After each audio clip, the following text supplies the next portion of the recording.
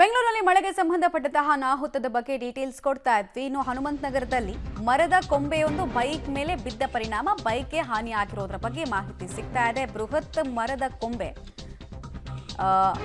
Bike ಮೇಲೆ ಬಿದ್ದಿರೋದು, parking ಮಾಡಿದಂತಹ bike ಮೇಲೆ ಬಿದ್ದ ಪರಿಣಾಮ ಡ್ಯಾಮೇಜ್ ಆಗಿರೋದ್ರ ಬಗ್ಗೆ ಮಾಹಿತಿ ಸಿಗ್ತಾ ಇದೆ. ಬಿಬಿಎಂಪಿ ಸಿಬ್ಬಂದಿ ಓಡ್ಕೊಂಡು ಬಂದಿದ್ದಾರೆ.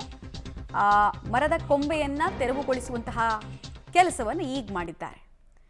ನೋಡಿ, ಜೂನ್ ಜುಲೈಯಿಂದ ಕೂಡ ಓಕೆ ಸದ್ಯಕ್ಕೆ ವಿಜುವಲ್ಸ್ ಸಿಗ್ತಾ ಇದೆ ನಮಗೆ. ಬೃಹತ್ ಮರದ ಕೊಂಬೆಯೊಂದು ಬಿದ್ದಿರೋದು, ಮರದ ಕೊಂಬೆನೇ ಎಷ್ಟರ ಮಟ್ಟಿಗೆ ಅಲ್ಲಿ ಎಷ್ಟು ದೊಡ್ಡದಿದೆ ಅನ್ನೋದನ್ನು ನೀವು ಗಮನಿಸ್ತಾ ಇದ್ದೀರಾ.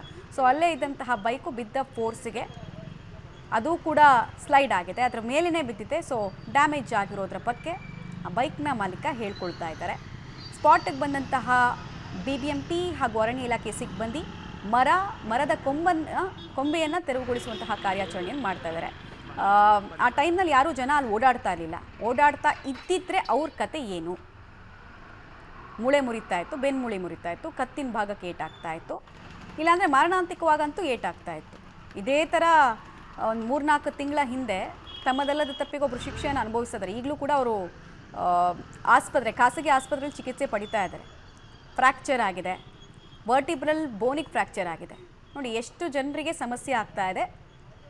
ಬಿಬಿಎಂಪಿ ಕೆಲಸ ಮಾಡದೇ ಇರೋ ಕಾರಣಕ್ಕೋಸ್ಕರ ಈ ಅಪಾಯಕಾರಿ ಮರಗಳನ್ನು, ಅಪಾಯಕಾರಿ ಕೊಂಬೆಗಳನ್ನು ತೆರವುಗೊಳಿಸಬೇಕು ಅಂತ DCM ಸಾಹೇಬರು ಸೂಚನೆ ಕೊಟ್ಟರು. ಅದು ಇವ್ರ ಕಿವಿ ಮೇಲೆ ಹೋಗಿದೆ ಅನ್ಸುತ್ತೆ, ಕಿವಿ ಒಳಗೆ ಹೋಗಿಲ್ಲ, ನಾಟಿಲ್ಲ ಅವ್ರಿಗದು.